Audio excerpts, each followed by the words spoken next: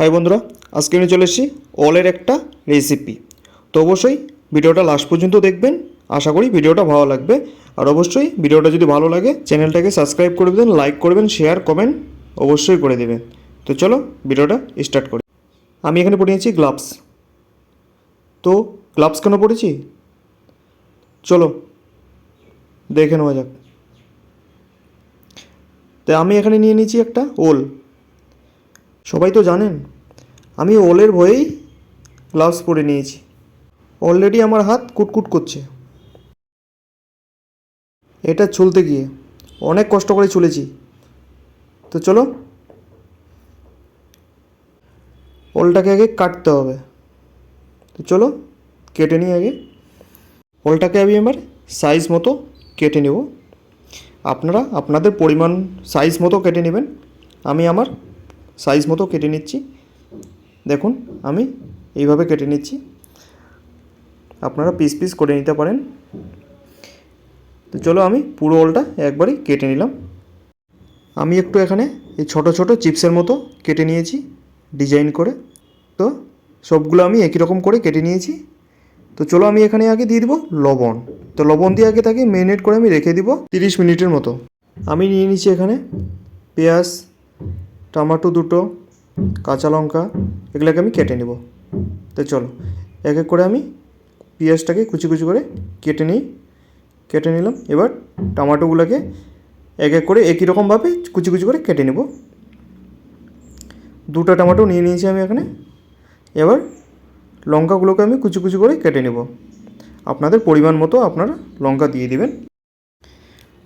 লবণ দেওয়ার কারণে এখানে দেখো অলগুলো জল ছেড়ে দিয়েছে। আর এইভাবে ম্যারিনেট করে রাখলে একটু কুটকুট হবে কম, তার জন্য আমি লবণ দিয়ে ম্যারিনেট করে রেখে দিয়েছি। এবার আমি অলগুলোকে সিদ্ধ করে নিব। আর এখানে নিয়ে নিয়েছি আমি একটা ছোট্ট সাইজের আলু, আর দিয়ে দেবো অলগুলোকে। এবার আমি সিদ্ধ বসিয়ে দেবো, দিয়ে দিলাম ঢাকা। এবার চলো সিদ্ধ করে আমি উঠিয়ে নিয়েছি, সিদ্ধ করে উঠিয়ে নিলাম।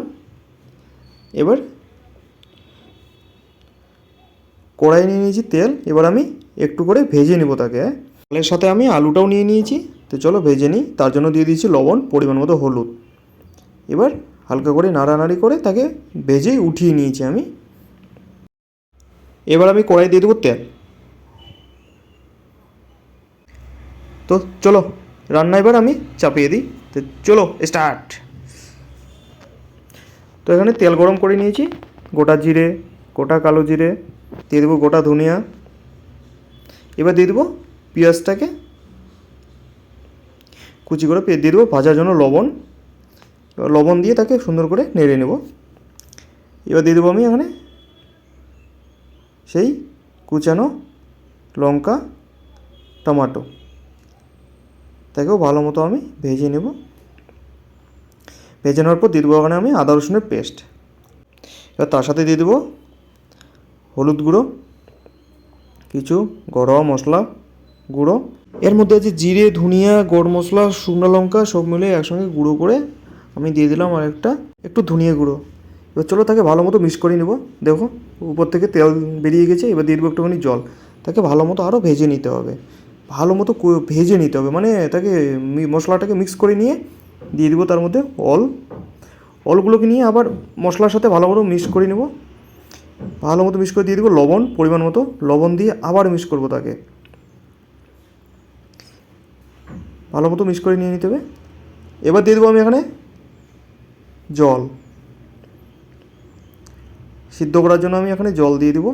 আপনারা পরিমাণ মতো সিদ্ধ করে নেবেন।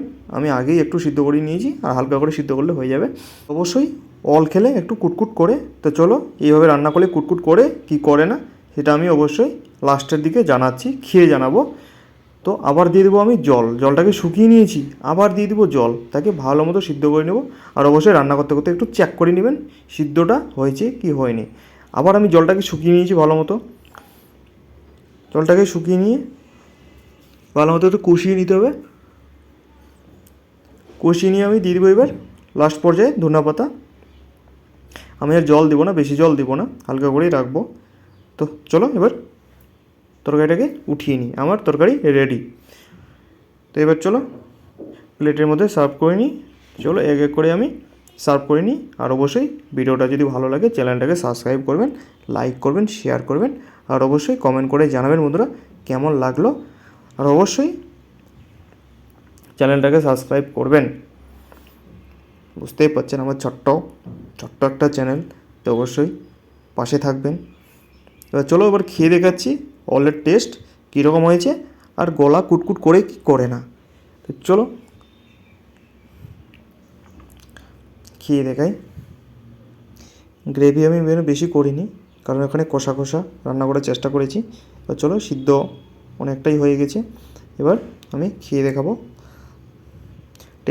টেস্টটা অনেক সুন্দর, বাট অল খেলে অবশ্যই গলায় লাগবে একটুখানি কুটকুটানি। আপনারা যেইভাবে রান্না করেন অল খেলে গলায় একটু কুটকুট করবেই।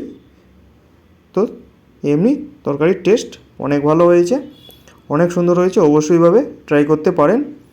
আর অবশ্যই বন্ধুরা ভিডিওটা ভালো লাগলে চ্যানেলটাকে সাবস্ক্রাইব অবশ্যই করবেন। আর পুরো ভিডিওটা দেখার জন্য অনেক অনেক ধন্যবাদ।